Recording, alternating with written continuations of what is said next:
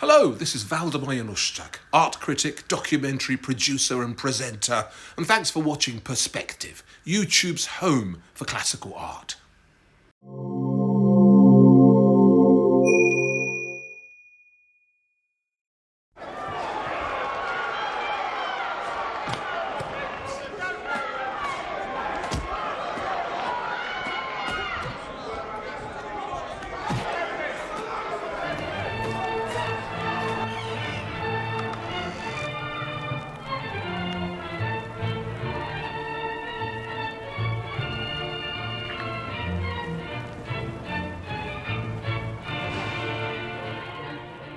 It's the Edwardian age, around 1901.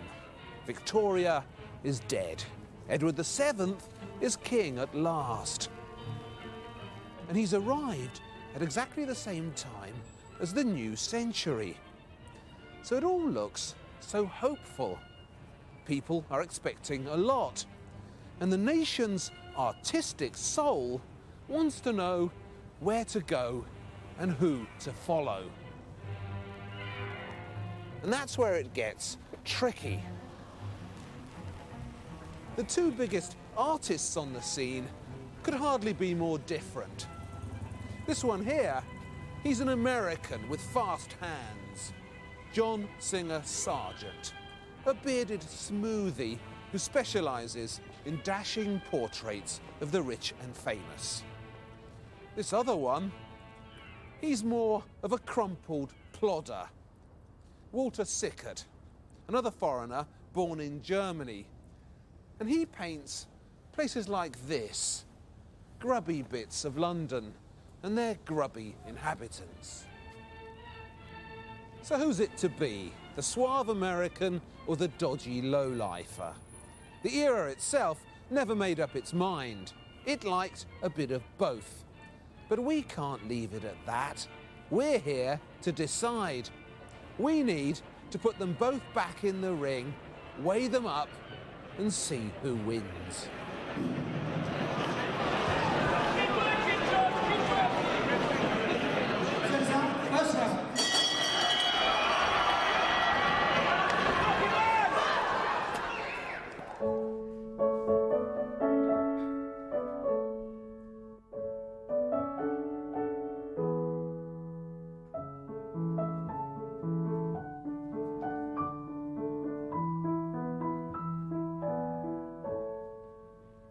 An American painter, not Sargent, but Thomas Eakins, described light once, very Americanly, as the big tool.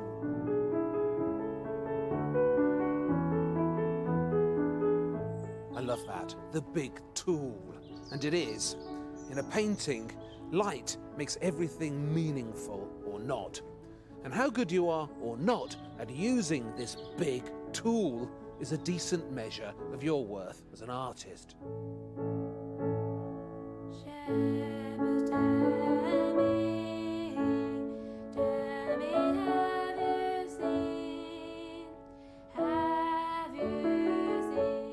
Now, the hardest light of all to catch is something like this, twilight. It's getting dark, but it's not there yet.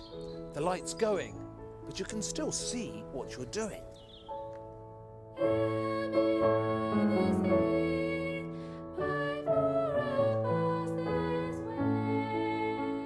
Twilight is what Sargent set himself the task of painting in his most famous and most popular picture. The one with the curious floral title, Carnation Lily, Lily Rose. Sargent had friends in the Cotswolds, a village called Broadway. He spent his summers there. One twilight, he saw a little girl playing in the garden underneath some Chinese lanterns. The sight excited him, and he set himself the task of capturing that moment. Easier said than done. The chief problem with capturing the twilight is that it doesn't last very long. A few minutes at best. So painting this picture, which looks so spontaneous and innocent, actually involved a dogged campaign that required split-second precision.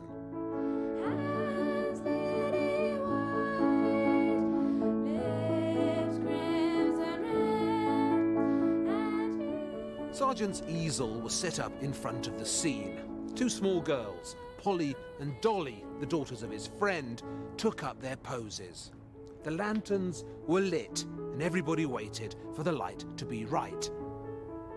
Sargent, meanwhile, was playing tennis with the rest of the party, and only at the appointed moment would he dash across to his easel and start painting for a few moments while the light was perfect.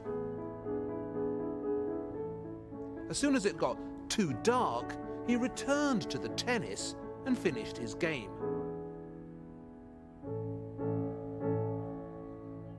This went on for 2 whole autumns until finally this dogged attempt to capture a moment of twilight was finished. The title he gave his picture, Carnation Lily, Lily Rose, was borrowed from a popular song that everyone was singing that season. I've managed to track down the sheet music, and I've forced my own poor daughters to sing it.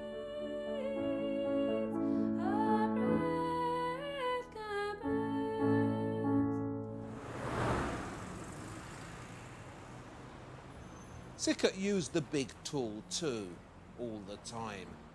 But sweetness was never his thing, and I don't suppose he believed in rural innocence. Sickert liked light that was urban and grubby, as if it had been trampled on in the streets, beaten up, rained on, and only then allowed to creep into the house through a dirty window.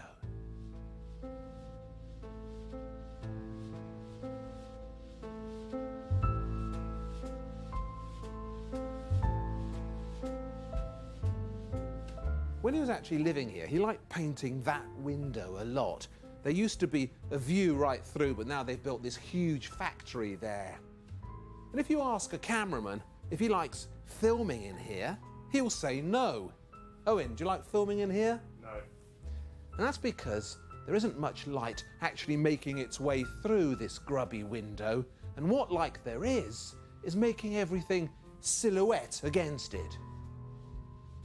It's an effect Sickert was always trying to paint. He called it contre-jour, against the light. And the dark, difficult paintings he did in here often set themselves the task, the near damn impossible task, of painting this contre-jour effect, when the light is as weak as the 10th cuppa from the same tea bag. Most of the models Sickert got in here were told to strip off and lie down on this horrible bed. Now, you can't be a happy nude lying on this bed in this light, so you have to be an edgy nude.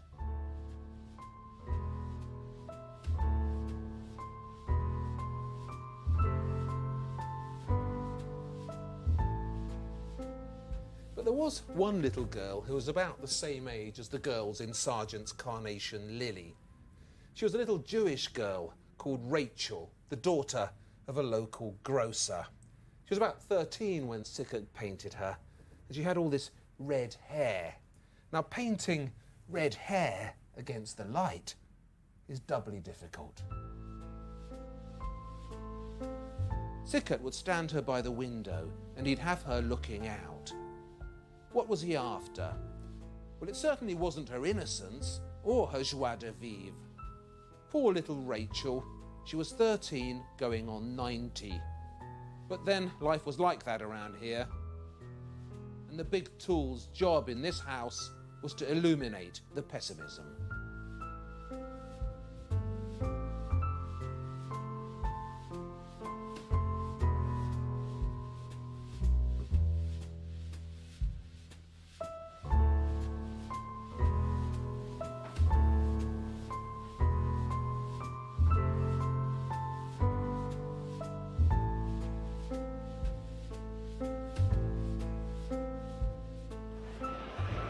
perfectly observed twilight or some spooky Edwardian gloom.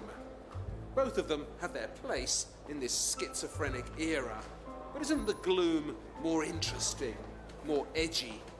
And isn't it more likely to be true?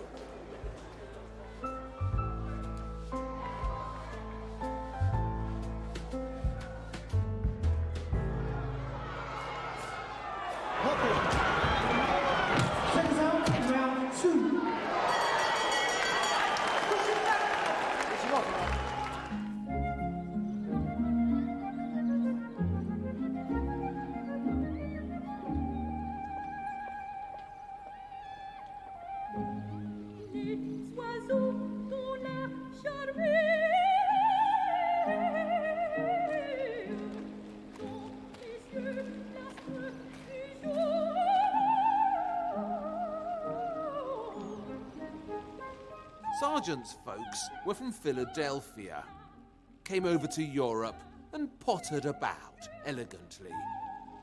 Vienna, Nice, Paris. The travelling Sargents sampled Europe as if it were a box of Belgian chocolates.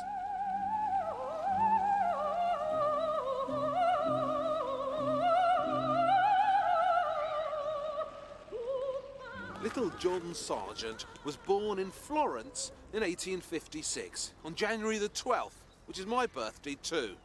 He seems to have been a very nice boy, well-mannered, dutiful, perhaps a touch priggish.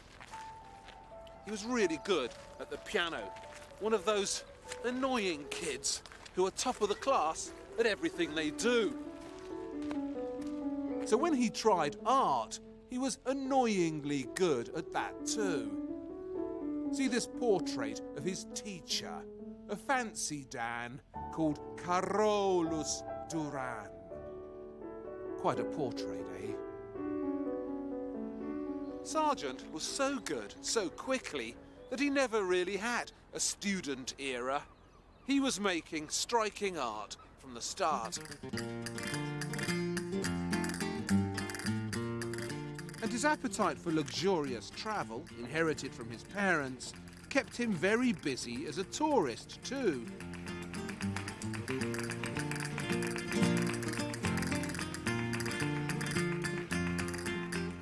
El Joleo, the ruckus. Sargent had been to Spain, Andalusia, and he'd seen some gypsy guitarists and flamenco dancers in this particularly lively bodega in Seville, and he's had a go here at capturing their spirit, their swirl, their romance and mystery, and above all, their noise.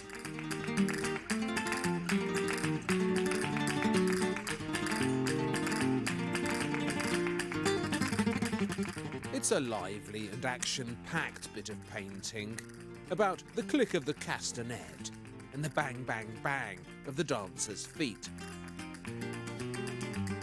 But I have a problem. There's something touristy about it that I don't like. You can imagine it on the label of a bottle of Rioja, or painted on a fan bought from the duty-free shop at Madrid airport. And that's not something you could ever, ever, ever say of the early work of Walter Sickert. Next stop will be Leeds in approximately 12 minutes. Most places in Britain I have some picture of in my mind, a sense of what they might look like. But I have no sense whatsoever of the town in which Sickert fetched up as a boy. I just can't imagine it. So I'm going there to see it. Sickert wasn't born in England, but in Germany. His father was a Danish painter who'd settled in Munich, and his mother was the illegitimate daughter of an Irish dancer. So there was a stain on Sickert's origins, and emotional bleakness was his inheritance. The first time Sickert came to England was when he was 5, for an operation on his anus. He developed some sort of internal cyst or fistula. But the second time he came here was to live in this place that I can't picture.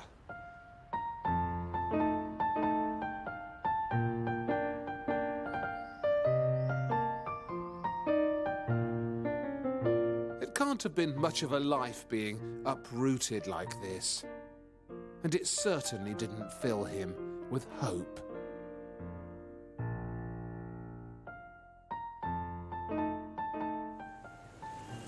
Sickert's first ambition wasn't to paint, but to act.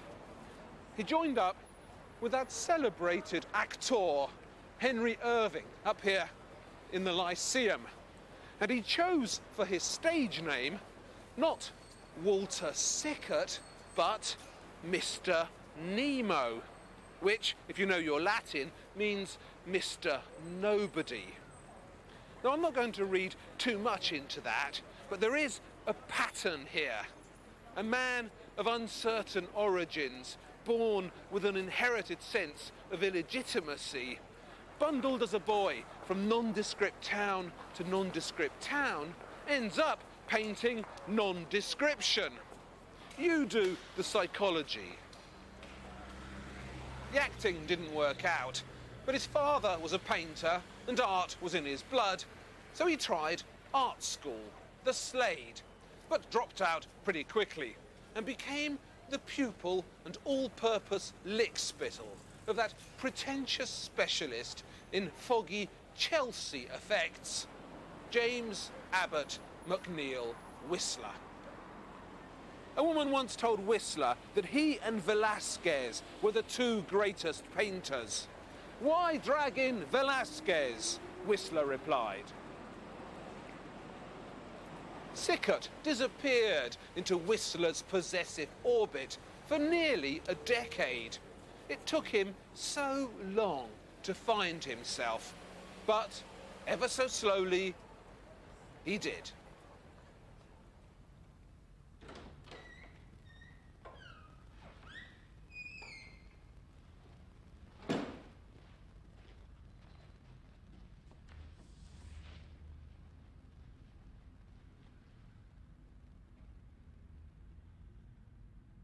I saw a Sickert show once, and this was in it. Described, rather optimistically I thought, on a label by the side, as Sickert's first masterpiece. But look how small it is. I just want to put it in a shoebox, take it home, and look after it. It's a shop front in a French village near Dieppe. The shop's name is written up here, Renault Charcuterie Rouennaise. So it's Monsieur Renault's sausage shop. Before, huge queues of ravenous French meat-eaters gather outside the door, clamouring for their pork. Not. There's so little going on in here. Almost nothing. Except this shaft of low, soft, autumn sunlight has illuminated the shop front, and it's released all this lovely poppy red. It's a humble little picture, just a glorified sketch, really. It's 1888. Sickert is pushing 30, and this is the best he can manage. It's got something, definitely, but how much?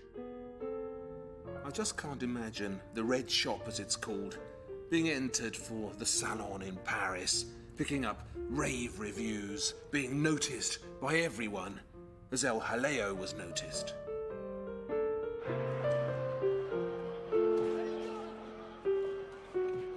The Red Shop was painted when Sickert was already 28-ish. It's impressive in a subtle way, and I love its modesty. But when it comes to the beginning of a career, Sickert's subtle stumblings are no match for the noisy arrival of Sargent. This round has to go to the American.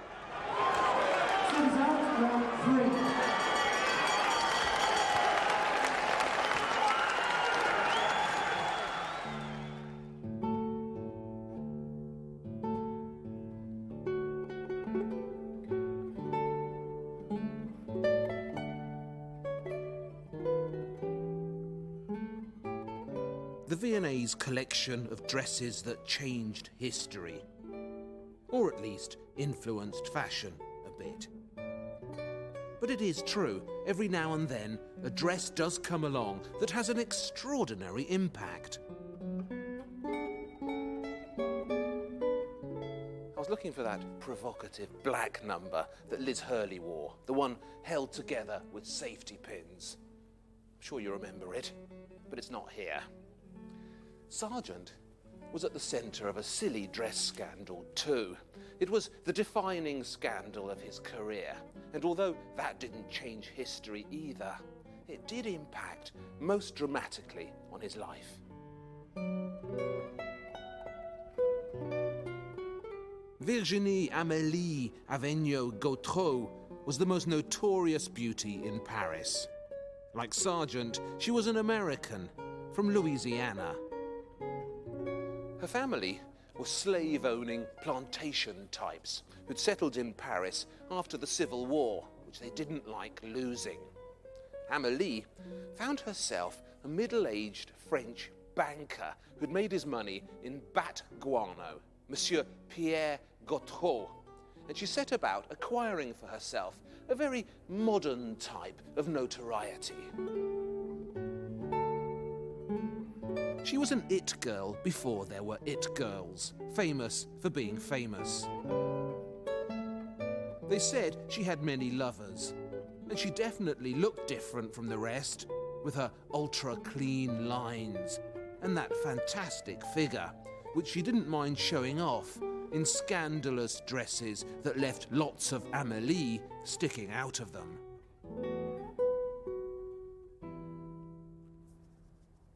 I bought this on eBay. It's quite hard to find these days. Rice powder. Amélie used to coat herself with this stuff to make herself look more interesting and extra pale. When she went swimming, it all washed off, and crowds would gather on the beach to see what her real colour was. Her bodyguard, this huge mulatto she'd imported from Louisiana, would wrap her in a giant towel, carry her across the beach back to her dressing room.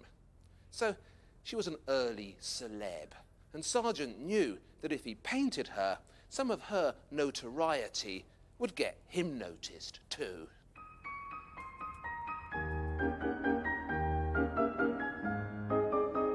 The picture took ages.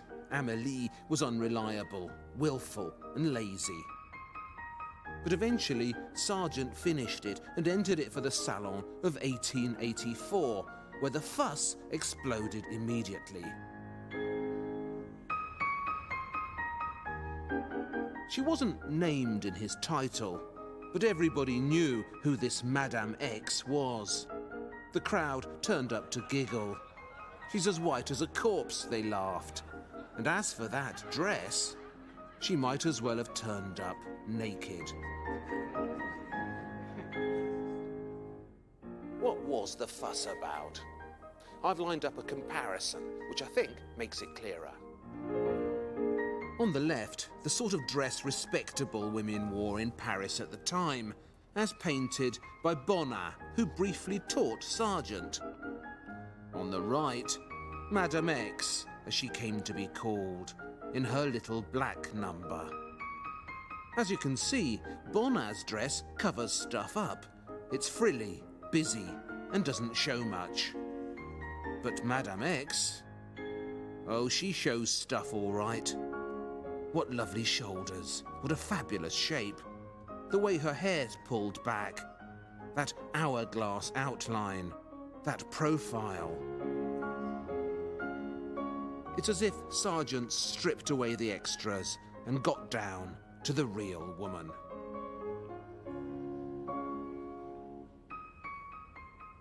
Poor old Sargent. As the fuss exploded around him, he skulked about the salon, pretending he wasn't there.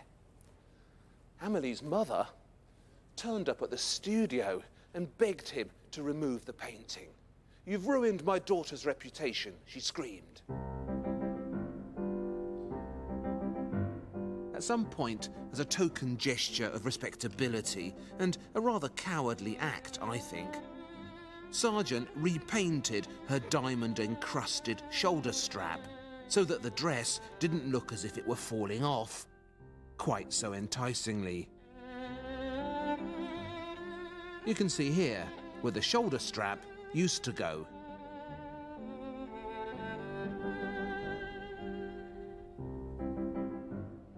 Underlying the reaction to Madame X was some good old-fashioned French jingoism. Amelie's real crime wasn't the dress or the makeup, but being an American, as of course was Sargent. You know how the French are about Americans. Anyway, Sargent felt unwanted. The commissions dried up in Paris, so he moved to London. Thus, it's to Madame X and that dress that we owe the arrival in British art of John Singer Sargent.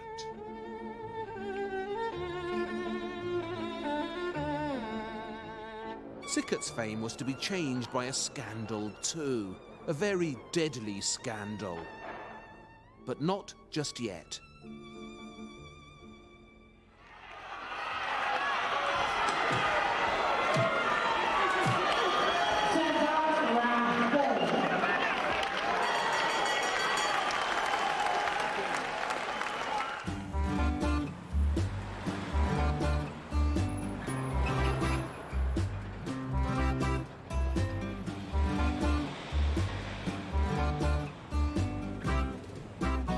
In the very first Sherlock Holmes story, A Study in Scarlet, published just after Sargent got here, Watson described London as that great cesspool into which all the loungers of the empire are irresistibly drained.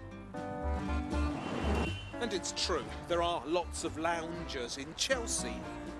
Sargent himself wasn't a lounger, of course, but he painted plenty of them. And the bit of London that he chose to settle down in was notoriously comfortable and hedonistic. And it remains, to this day, the blue plaque capital of the capital.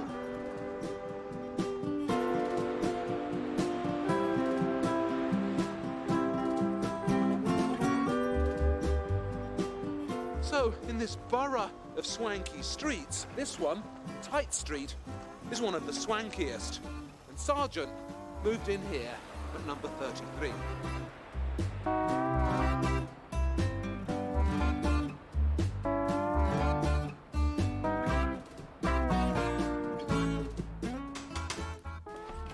Julian?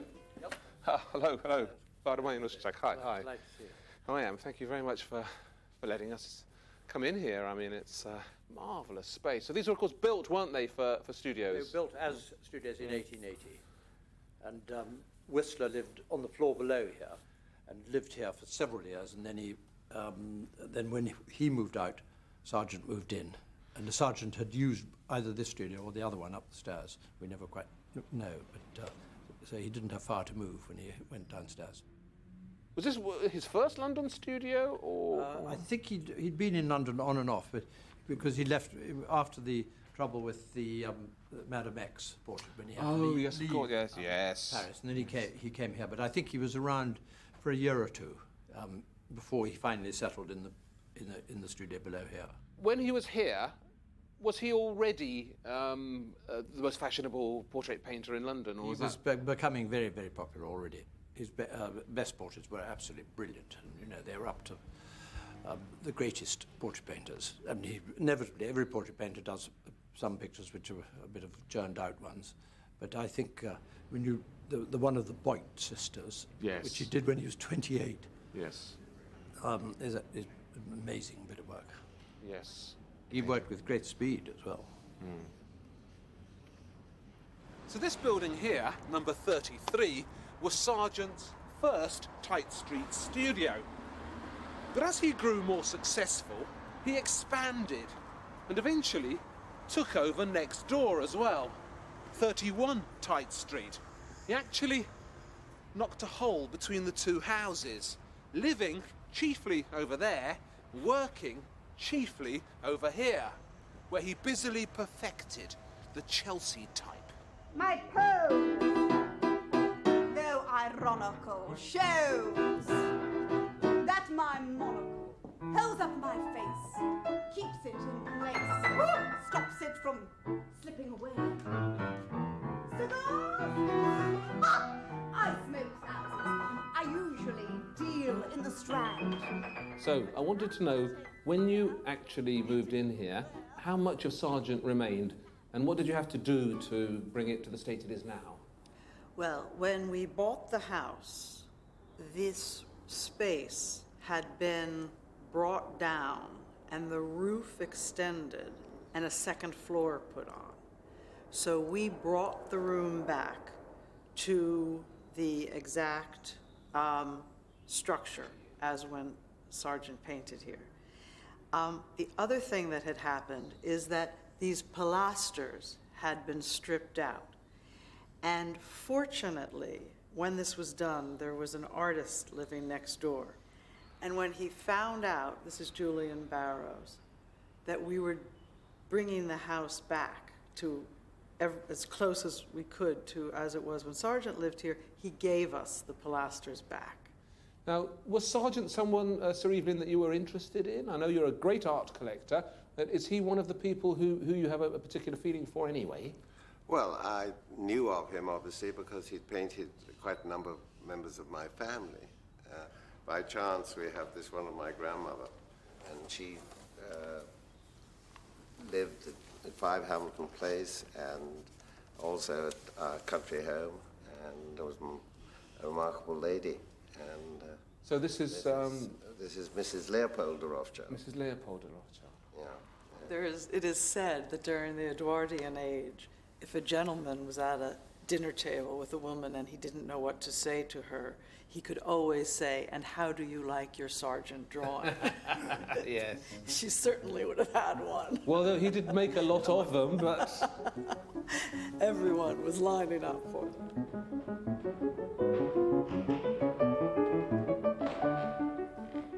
this is the 19th Countess of Suffolk. But unlike the 18 who came before her, Margarita Lita was an American. At home, she was called Daisy, and her father was Levi Ziegler Lita, who made his money in Chicago in department stores and dry goods. Daisy married Henry, 19th Earl of Suffolk and 12th Earl of Berkshire, in 1904.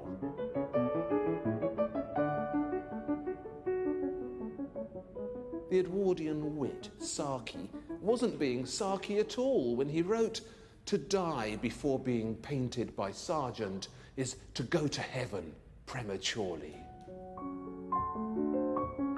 That's how it must have felt to those few Chelsea it girls who missed out.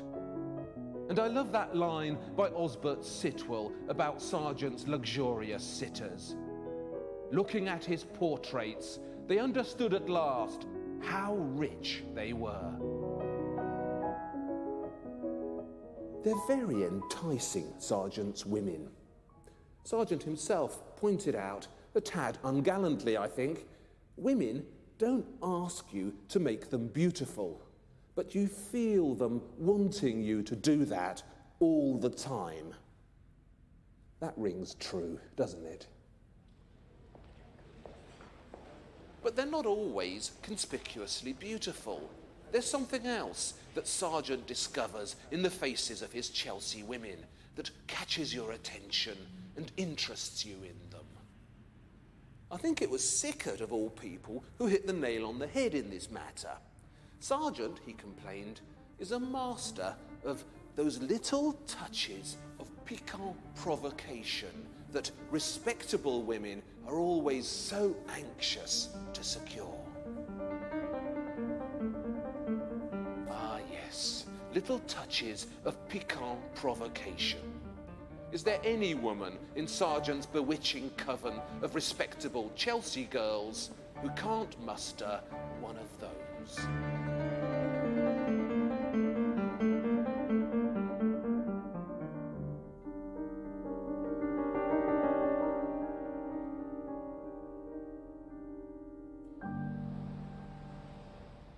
It's difficult to imagine a more vivid urban contrast than the one you get when you compare Sargent's London with Sickert's. Sickert was a North London man. Camden Town, Mornington Crescent, and those in-between bits of the smoke around King's Cross that people end up in but never really choose. That was his terrain. And while Sargent stayed put in Tite Street, Sickert had this weird compulsion to keep moving. He'd hop from studio to studio, always finding new ones, never getting rid of the old ones, until he'd ended up with this truly dismal property empire.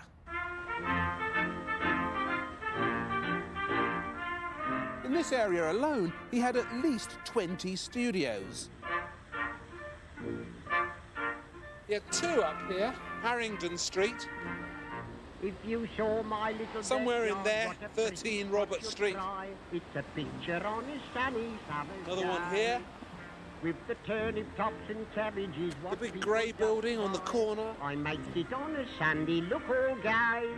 Sickert had a genius, complained a bemused friend, for discovering the dreariest house in which to work.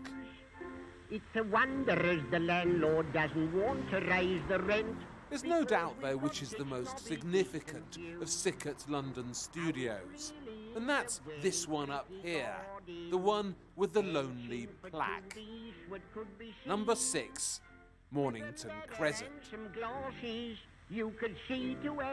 Sickert moved in here in 1905. He had some rooms on the ground floor. And then, in 1907, he moved up to the first floor, and he painted some of his most mysterious, some of his strangest and darkest and most interesting pictures there. Hello? Roger? Yes. Oh, hi. Hi, I'm Waldemar Januszczak. Nice to meet you. We've come at the Sickert film, which Yes. you know about. I do, yes. Got the guys here. Oh, follow me. Wow, what a thrill. Next, I've been looking at all the Sickert paintings that he did here Okay. for a long time, right? Are there many? There are many, many, many paintings, Really? yes. Yeah, and they have an atmosphere, a very specific atmosphere. You know when you look at them, Okay. that they were done in Mornington Crescent, Yes, this is more little. and that they were done, in here, I suppose, basically. Do you know Sickert's paintings at all? I've seen a couple of them, Yeah. but I don't know any of his works really. Well, you'd like them. They're very dark and dramatic. Quite a lot of them have got nude girls in them, Okay. with a mysterious atmosphere. And these windows Yes. are in a lot of the pictures. Yes, I've seen one painting with a woman by this window. This window, yes. Yeah. Bit of a state. Yeah. He hasn't hidden any pictures behind there, has he? Funny you should say that. Yeah, I've sure. looked. I bet you have, yeah. Yeah.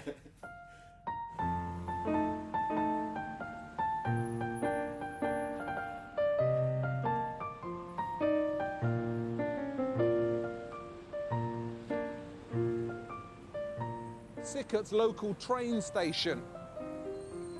A friend of his, William Rothenstein, got it absolutely right. He said, Sickert shows us a world that is drab, dirty, disillusioned, whose pleasures are mirthless. A world, in fact, such as we know. And that's the thing. Sickert isn't making any of this up. This is how it was.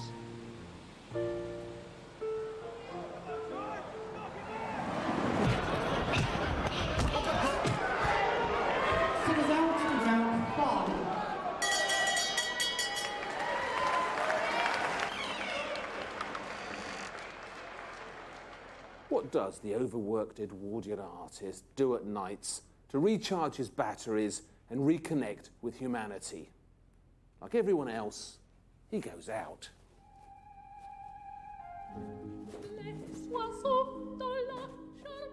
Sargent liked the theatre, the opera, and that quintessential Edwardian night out, the at-home, where the evening is spent in posh company in the music room, by the Steinway, enjoying a private entertainment. Music, singing, the odd joke, dash it.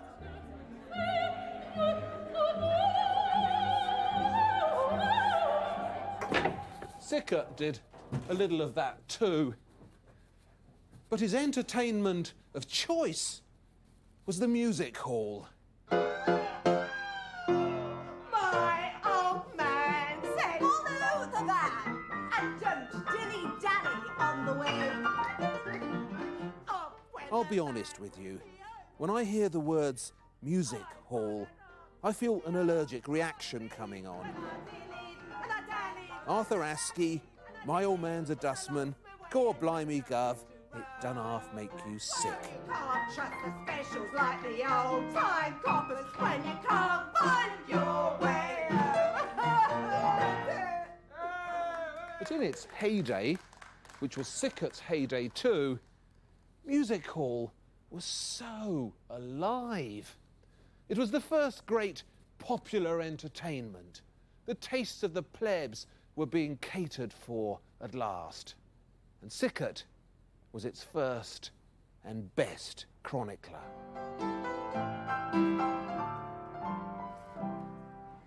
I'm a young girl. He was there most nights, at the old Bedford in Camden, or at Gatty's by Hungerford Bridge, ogling the girls, joining in with their choruses.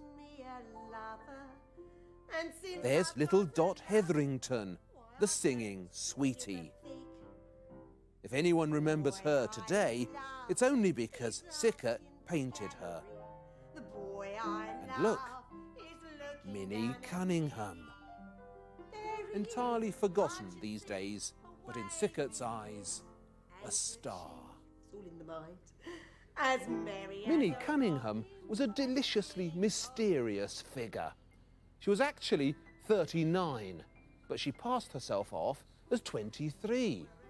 She'd come on stage looking sweet and innocent, in a little girl's smock and a bo-peep hat. And, like most of the female stars of the music hall, she'd tease her audience with sneaky sexual innuendos.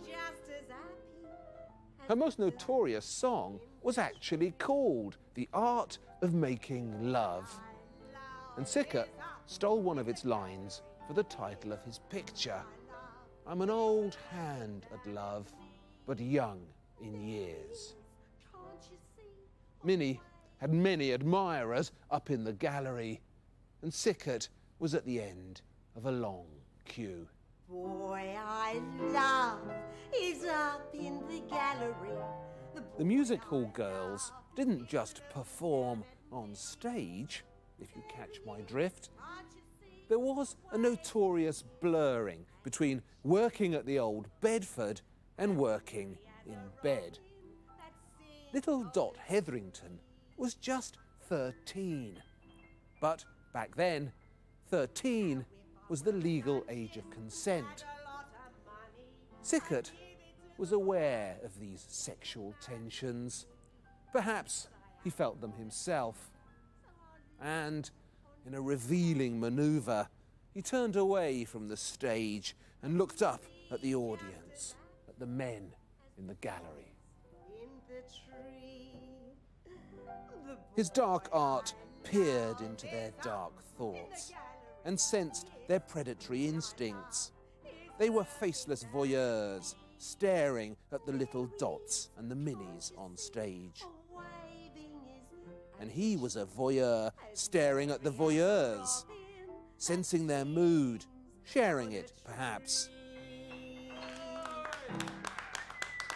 When you first look at these brown music hall pictures of Sickert's, you might think there's nothing going on in them. But there is. Oh yes, there is. Sargent would occasionally venture into the music hall too. He wasn't totally averse to a bit of rough, but it wasn't his entertainment of choice. As Henry James once put it, Sargent was civilised to his fingertips.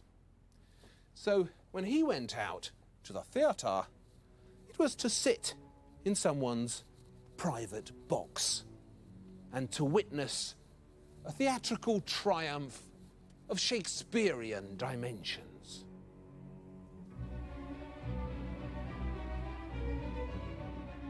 Ellen Terry as Lady Macbeth. What a terrifying spectacle. Look at those eyes. My God. Terry was the leading actress of her times. Funnily enough, Sickert had worked with her too in his days as an actor at the Lyceum.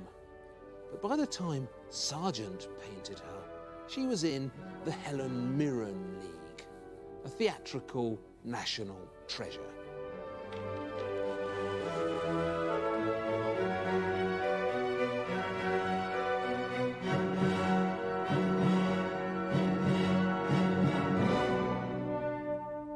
Let's just place Ellen Terry. I mean, it's fair to say she was definitely the most famous artist of her time, wasn't she? Absolutely. I mean, it's unbelievable now for us to realise how famous she was.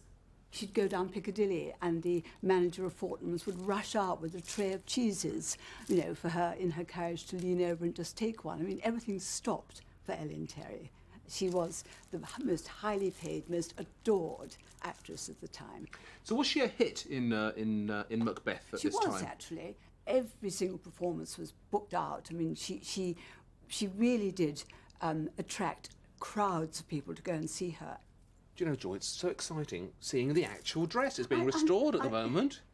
But, you know, if you know it only from the paintings, is it nasty to say that from close up it looks slightly less splendid? I mean, it's... No, you're absolutely right. When they're on stage, and as you say, with gaslight, it looks absolutely real. The material itself was meant to give the impression of kind of soft chainmail, and indeed also the scales of a serpent. So people say it's this unspecific moment, but I disagree. See, I think I found the exact passage in Macbeth that Sargent's trying to paint. Now, imagine this picture. You've got the costume in front of you. I'm going to read a bit of this. I won't read it as well as Ellen Terry must have said it, but don't tell me this hasn't got that atmosphere of the painting, OK? She's just come in. She knows that she's going to persuade Macbeth to commit this murder, and she needs to find something dark within herself that'll make her go through with it. And this is what she says. Come, you spirits that tend on mortal thoughts, unsex me here, and fill me from the crown to the toe, top full of direst cruelty. Isn't that it? Well, Filling up with evil from the crown to the toe? Yes, it's quite true. And in fact, Sargent, who saw her, you know, come on in this dress in the first scene, apparently, you know, there was silence, and he said, I say. I say. Very Edwardian. She looked stunning.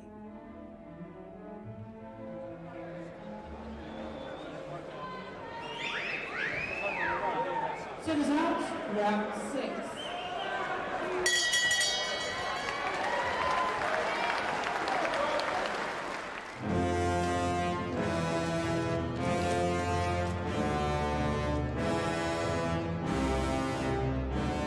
Are you familiar with the work of Patricia Cornwell, the celebrated American crime writer? Because I'm not. This is the only thing of hers I've read, and it's put me off reading anything else by her.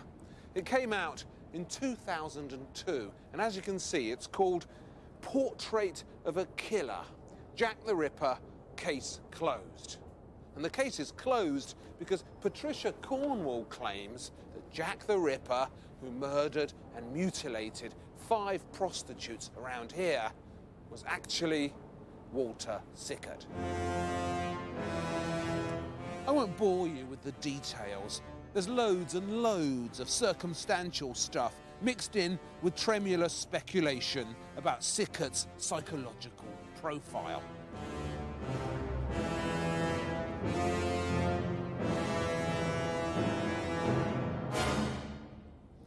Remember I told you that he first came to England for an operation on his anus, this anal fistula he had. Well, in Cornwall's thesis, the fistula has moved from his anus to his penis, and the operation goes terribly wrong, leaving Sickert angry, frustrated, and only half a man. So he takes it out on girls and turns into Jack the Ripper. I said it was preposterous. Amazingly, though, Sickert's past did contain an actual link to the Ripper. A previous lodger at the house in Mornington Crescent, where Sickert had his studio, was a veterinary student from Bournemouth who was one of the Ripper suspects. When Sickert moved in here, he found himself living in the same room as the Bournemouth lodger, which moved him to paint this particularly impenetrable and spooky picture.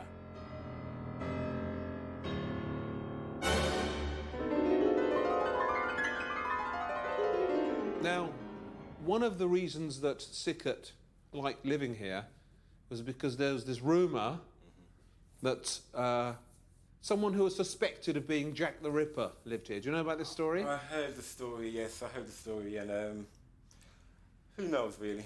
Who knows? Well, you haven't noticed anything about the atmosphere in here yourself, have you? My girlfriend, she had an experience.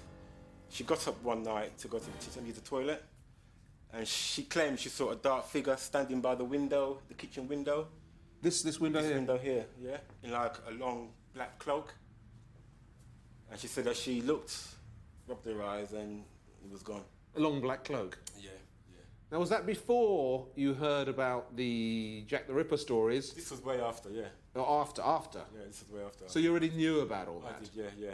And my son also claimed that he saw a man standing by this window. He was about 8 years old at the time. And he says, Dad, I just thought I saw a man standing by the window. And after a while, I felt a bit spooked for about a week after. Oh. So there have been quite a few ghost sightings in here? Yeah. Ah. Yeah.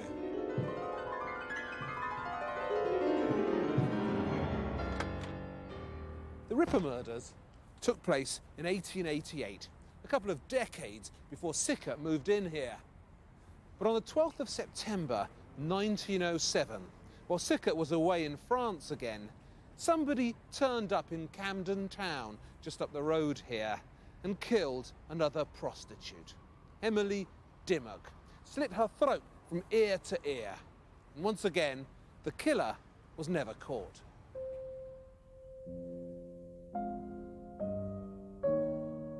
The tabloid press dubbed this gory slaying the Camden Town murder. And when Sickert got back to London, he did something eerie. He painted a set of bleak and puzzling pictures, which he called the Camden Town Murders. They show a woman on a bed, naked, lumpy, with a man who's worn out and lost in dark and private thought.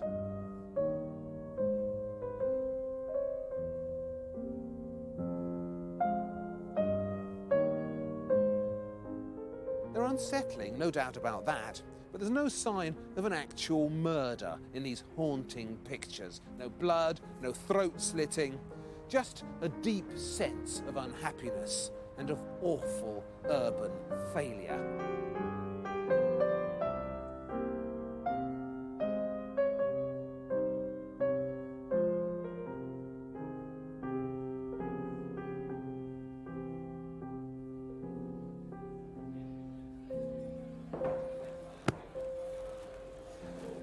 Right, this is the book that has just been... Oh, this is your book about the Camden Town murder? Yeah. Mm? With a Sickert painting on the front. With a Sickert painting on the front, yeah. Let's go back to the beginning here. So we've obviously got a woman who gets murdered, and her name was Emily Dimmock, right? Her name was Emily Dimmock. Tell me about her. It's unfair to call her a prostitute. She did like so many ordinary working class women do, to augment the rent, to give them a better life. She sold her body on the streets to whomever. And she usually took them back to her accommodation in Agar Grove, or then St Paul's Road. She was seen leaving this pub at 9:30 on the 11th of September 1907. and that was the last time she was seen alive until she was found the next morning, about 11:30 on the 12th of September, by her common-law husband. So she lived just around the corner from here? Around the corner. Yeah, very close to this pub. Let's go and find it. So.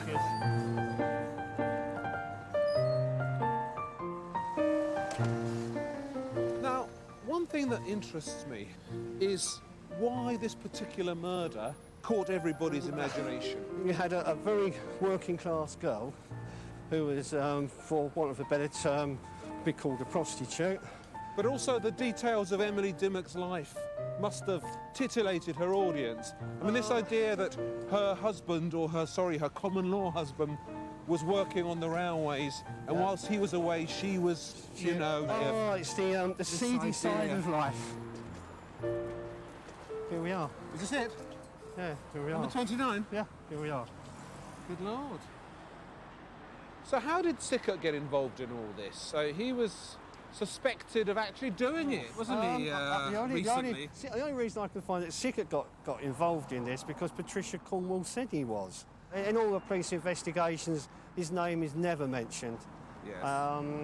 It had no resemblance whatsoever to previous Ripper assaults. So Patricia Cornwall's argument is that because she thinks he was the Ripper originally, that for some reason he stopped murdering women, and then... For 19 years. For 19 years, and then 19 years later, he comes back, he murders another one in a different way. Indeed, yeah. And indeed in a different location, because this is not Whitechapel. That's right. But because he does these pictures, which he calls the Camden Town murder, that sort of means sort of ties him he's in. the Ripper. Yeah. That's cut and dried. Yes. There you go, you see.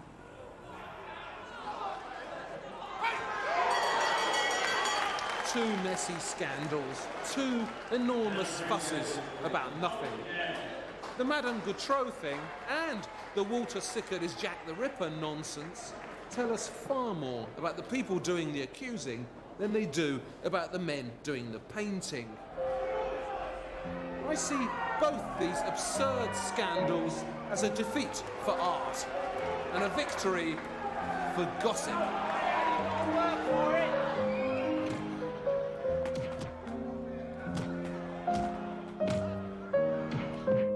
So there you have it, the noisiest artistic bun fight of the Edwardian age.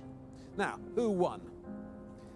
I was on the tube this morning, wondering what I was going to say here. And there was this chap next to me wearing headphones, listening to rap music, thumping, aggressive. I'm going to do this, bitch. I'm going to do this, ho. I wanted to ask him to turn it down, but frankly, I didn't have the nerve. I thought he might stab me or something, because that's the world we live in. So what am I trying to get at? Well, if they ever bring back the 18th century, then Sargent is clearly your man. A brilliant technician and a lightning-quick capturer of piquant likenesses. But they're not going to bring back the 18th century, and you get no sense at all from Sargent of what the world was becoming.